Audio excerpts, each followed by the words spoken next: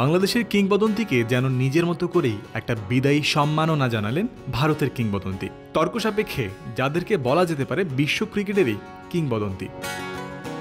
এমআরএফের sticker সম্বলিত bat বিরাট কোহলির trademark.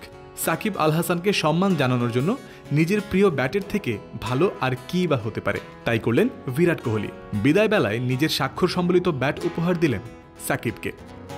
Bangladeshi এই অলরাউন্ডারের কাঁধে হাত রেখে তাকে বুকে জড়িয়ে নিয়ে আফটার ম্যাচ প্রেজেন্টেশনের সময় নির্মল আড্ডায় কেটেছে বিরাটের সময়। বিদেশের মাটিতে নিজের শেষ টেস্ট ম্যাচেও এই কোহলির উইকেট নিজের পকেটে পড়েছিলেন সাকিব। স্পিন ঘূর্ণিতে বিরাটকে বোকা বানিয়ে তার নাচের ভঙ্গিতে উদযাপনটাও ছিল দেখার মতো।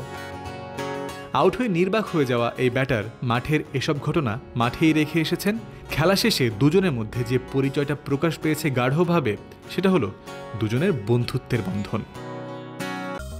প্রাকৃতিক ও নিরাপদ জিরোকেল ক্লাসিকের সাথে এখন পাওয়া যাচ্ছে জিরোকেল স্টেভিয়া।